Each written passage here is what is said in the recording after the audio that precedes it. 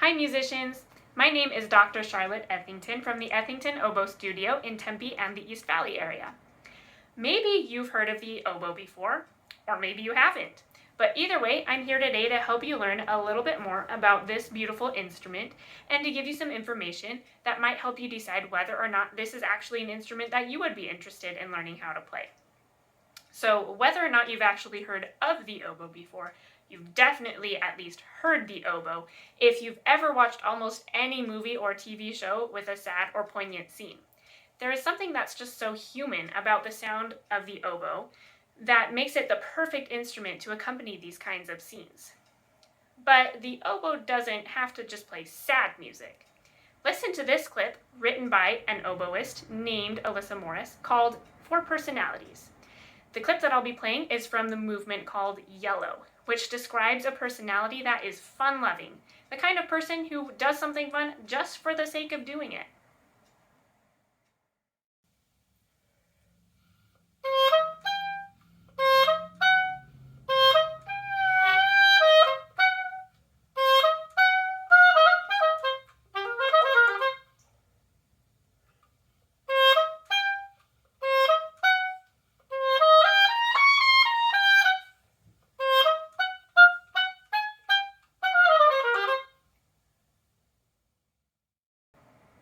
The oboe has a long history, which means that music for oboe has been in the making for centuries. And that gives us oboists a lot of different styles of music to choose from. We can play music from the Baroque era,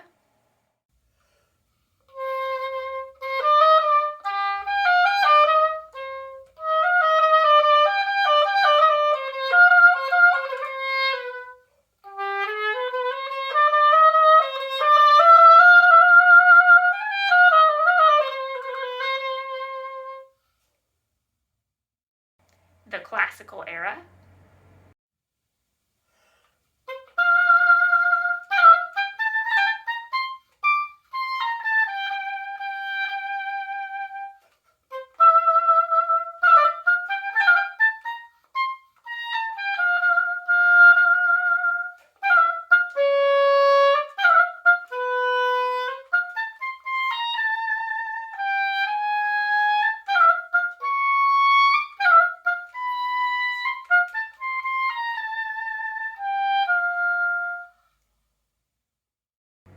the Romantic era,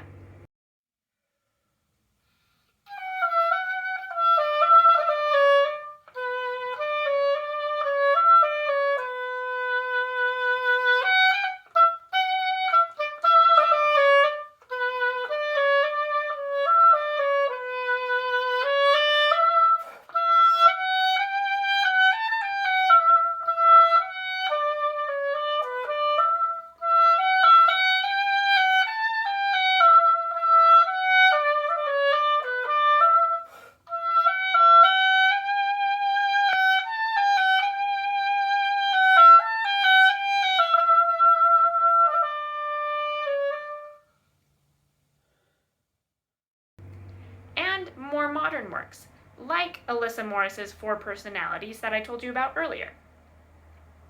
Like many other different instruments, there are lots of different sizes of instruments in the oboe family, including the oboe d'amore, the English horn, the bass oboe, and wait for it, the heckelphone. Who would have thought that there was an instrument called a heckelphone, right? But the oboe and the English horn are really the only two instruments that are commonly used today. So here's the oboe, and here is the English horn. You can see that the English horn is quite a bit bigger than the oboe. And the English horn is an instrument that you would have the opportunity to learn how to play after a few years of already studying the oboe. Here is a clip from Symphonie Fantastique by Hector Berlioz that should give you a pretty good idea of how these two instruments compare.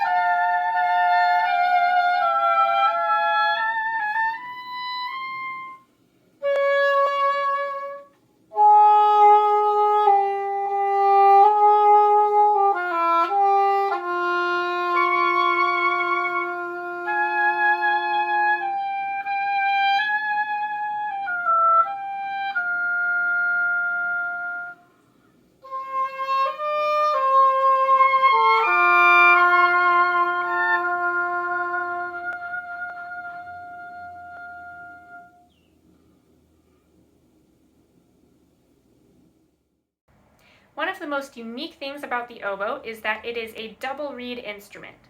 This means that instead of having just a single piece of cane vibrating against a mouthpiece to create sound, we have two pieces of cane that vibrate against each other to create sound, like this. But as any clarinet or saxophone player knows, reeds don't last forever.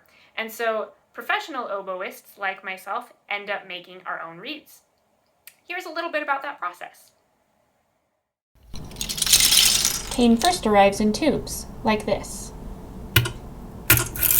The tubes need to be split. Then the pieces need to be sorted for straightness and cane quality and guillotined to the right length. The pieces are then pre-gouged to remove most of the inside of the cane, and then gouged down to a specific thickness.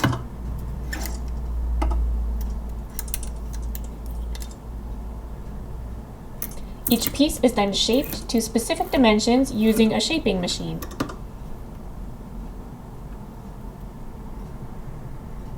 The cane is folded and then tied onto a tube. The reed is then scraped to the right proportions until it can play comfortably.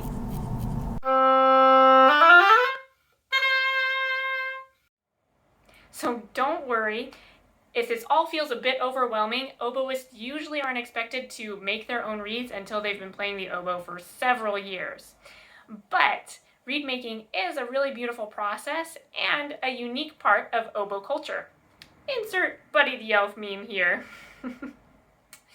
So there's a lot more that I could tell you about the oboe. If you have any questions about the oboe or what it's like to play this instrument, please feel free to visit my website at effingtonoboe.com, and please feel free to shoot me a message via the contact page there. I would love to hear from you.